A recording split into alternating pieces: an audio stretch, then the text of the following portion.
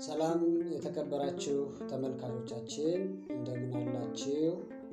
እንኳን ለሰሙነ ሕማማት በሰላም አደረሳችሁ እያለን በሰሙነ ሕማማት የተለያዩ የሚያደነጋግሩ ግራ የሚያጋቡ ጥያቄዎችን የሚጠይቁ የቤተክርስቲያን ልጆችም አሉ። የተለያየ አይነት ትምህርትም የሚያስተምሩ የቤተክርስቲያን መምህራንም አሉና ይህንን መሰረት በማድረግ ግራ እንዳንጋባና እንዳንወዛገብ 1 3 4 አይነት ጥያቄዎችን መነሻ አድርገን በሰሙነ ሕማማት ምን ማድረግ እንዳለብን የሚሉትን ባጭሩ እንመለከታለን ማለት ነው። ወደ መጀመሪያው ጥያቄ እንሄዳለን ማለት ነው።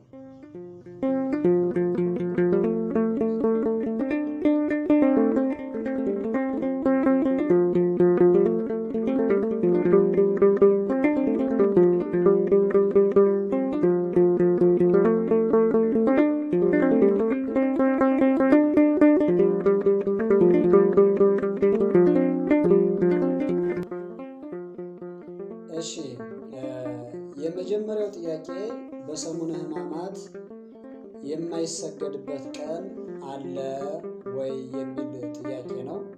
እንግዲህ እንደ አባቶቻችን አስተምሮና አባቶቻችን የተለያዩ ፍትሐ ነገሥት መጻሕፍትንም ቢሆን አጣቅሰው እንደነገሩን በሰሙነ ሕማማት የጌታችን የመድኃኒታችን ኢየሱስ ክርስቶስ ሕማሙን፣ ግርፋቱን፣ ስቅላቱን ሁሉ እያስታወስን የምንሰግድበት፣ የምንጸልይበት፣ የምንማጸንበት ጊዜ ነው። ስለዚህ ከጌታ ከኢየሱስ ክርስቶስ ስቅለትና ከኢየሱስ ክርስቶስ ግርፋት በላይ በሰሙነ ሕማማት ሌላ በዓል የለም። ይህንን እያሰብን ስናከብር በስግደት ነው የምናስበው። ስለዚህ ከዕለታት በአንድ ቀን ግን የማይሰገድባቸው የግዝት በዓላት አሉ። ከጌታ በዓላት መካከል እንደ በዓለ ወልድ፣ ከእመቤታችን በ21 እንዲሁም ከመላእክት ደግሞ እንደ ቅዱስ ሚካኤል አይነት በዓላትን የማንሰግድባቸው ዕለቶች ይኖራሉ ማለት ነው። ነገር ግን በዚህ በሰሙነ ሕማማት ጊዜ ግን በዓላትን አጋጣሚ ሆኖ አሁን በ2018 ላይ በ29 አሁን የሚውለው በሰሙነ ሕማማት ነው። ስለዚህ በዚህ በዓል ላይ ደግሞ አርፈን ቁጭ ብለን የምንውልበት ወይም ደግሞ ሳንሰግድ በዓል የለም። በስግደት ነው የምናሳልፈው። ምክንያቱም ከኢየሱስ ክርስቶስ በዓል በላይ ሌላ በዓል የለም። ለምሳሌ እመቤታችን የድንግል ማርያም በዓል እንኳን ቢውል ከእመቤታችን ድንግል ማርያም በዓል የበለጠ እመቤታችን ድንግል ማርያም ያከበራት ኢየሱስ ክርስቶስ በዓሉ ይበልጣል። ይህንን በዓል ደግሞ የምናስበው በምንድን ነው ማለት ነው? በስግደት ነው ማለት ነው። እና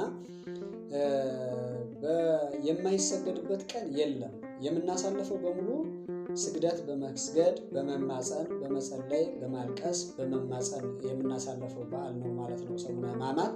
ስለዚህ የግዝት በዓላት በዚህ ቀን ቢውሉ ይሰገድባቸዋል እንጂ ሳንሰግድ የምንውልባቸው ቀናት የሉ ማለት ነው።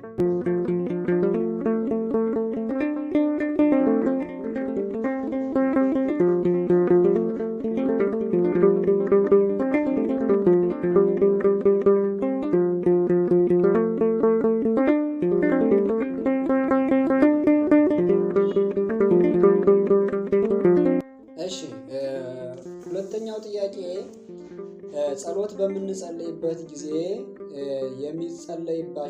የሚጸለዩና የማይጸለዩ የጸሎት ክፍሎች ምን ናቸው የሚል ጥያቄ ተጠይቋል። ብዙ ጊዜ የምንደናገርበት ወይም ደግሞ ግራ የምንጋባበት የምንወዛገብበት ጥያቄ ነው። እንግዲህ በቤተ ክርስቲያን ስርዓት መሰረት የጸሎት አይነቶች የተለያዩ አይነት ጸሎቶች አሉ። በዋናነት ግን አሁን የማህበር ጸሎት አለ።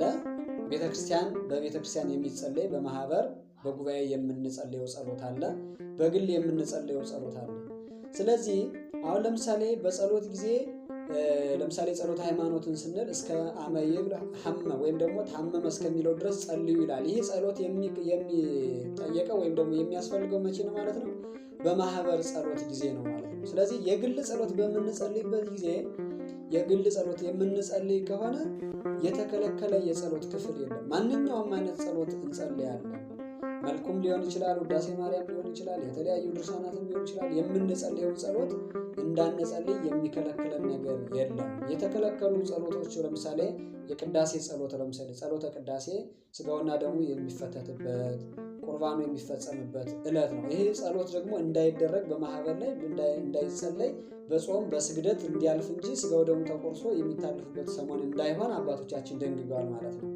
ስለዚህ እንደ ማህበር ከሆነ የሚከለከሉ ወይም ደግሞ የታዘዙ ትእዛዞች አሉ። ለምሳሌ መልካ ማርያም፣ መልካ ኢየሱስ፣ መልካ ሚካኤል እያልን የማንጸልያቸው ጸሎቶች ሊኖሩ ይችላሉ በማህበር ማለት ነው። በማህበር ደረጃ እንደ ቤተክርስቲያን የማይጸለዩ ነገር ግን መልካውን ለምሳሌ አይጸለይም የሚሉ ሰዎች ለምሳሌ መልካ ሕማማት ብለን የምንጸልየው ጸሎት እኮ መልክ ነው። ስለዚህ ግን በመልካ መልኮች ቦታ ማን ይተካል ማለት ነው? መልካ ሕማማቱን እያሰብን እየጾምን እየሰገድን እየተማጸንን እናሳልፋለን ማለት ነው። እና በግል ጸሎት ጊዜ የተከለከለ የጸሎት አይነት የለም ማለት ነው። በግላችን የምንጸልየው ጸሎት የሚከለክለን ነገር የለም ማለት ነው ማለት ነው።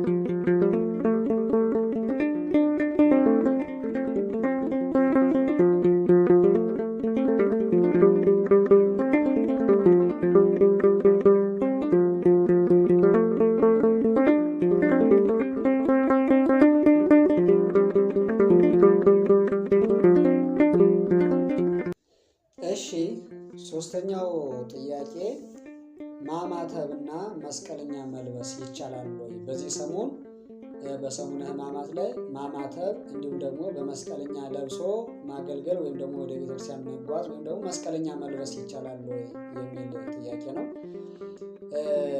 እንግዲህ ማማተብ በራሱ ምንድነው ነው? ማማተብ የምናማትበው የሚፈታተንን ክፉ ፈተና ወይም ደግሞ የሚፈታተንን ሰይጣንን ወይም ደግሞ አጋንንትን ለማራቅ እንዲሁም ደግሞ እግዚአብሔር በረድኤቱ እንዲቀርበን የምናደርግበት ነው። የምናማትበው የሚፈታተንን ክፉ ፈተና ለማራቅ ነው፣ ሌላ ነገር የለውም። ስለዚህ ለምሳሌ በሰሙነ ሕማማት ጊዜ ማማተብ የለም ብለን ካልን በሰሙነ ሕማማት ጊዜ የሰይጣን መጫወቻዎች ወይም ደግሞ የአጋንንት ማደሪያዎች እንሆን ማለት እንደማለት ይቆጠራል እና በሰሙነ ሕማማት ጊዜ ልናማትብ እንችላለን። መስቀለኛ ለብሰን ልንመላለስ እንችላለን። አጋንንት ይርቀናል። የምንሰግደውም የክርስቶስን ግርፋቱንና መከራውን ሕማሙን እያሰብን የምንሰግደው ስግደት ቢሆንም በዛውም ደግሞ እግረ መንገዱ ደግሞ ምን ያደርጋል ማለት ነው? ሰይጣንን ድል የምንነሳበት ወይም ደግሞ ሰይጣንን የምናሳፍርበት ነው ማለት ነው። ስለዚህ በስግደት ጊዜ ልንጸልይ እንችላለን፣ ልናማትብ እንችላለን፣ በመስቀለኛ ተላብሰን ልናገለግል እንችላለን ማለት ነው። ይሄ መጥፎ ነገርም ወይም ደግሞ የሚያስነቅፍ ወይም ደግሞ ኃጢአት የሆነ ከስርዓተ ቤተክርስቲያን የወጣ ስርዓት እንዳልሆነ ልናውቅ ይገባናል ማለት ነው። ስለዚህ ማማተብ በራሱ ሰይጣንን ለማራቅ ከሆነ እግዚአብሔር በረድኤት እንዲቀርበን ከሆነ ሰይጣንን የበለጠ የምናሳፍርበት ሳምንት ደግሞ መቼ ነው ማለት ነው? በዚህ በሰሙነ ሕማማት ነው። ስለዚህ መስቀለኛ ለብሰን በመስቀለኛ ምልክት አማትበን በረድኤት እግዚአብሔር እንዲቀርበን ሰይጣንን እንድናሳፍር እንሆናለን ማለት ነው እና በሰሙነ ሕማማት ማማተብ ይቻላል ማለት ነው።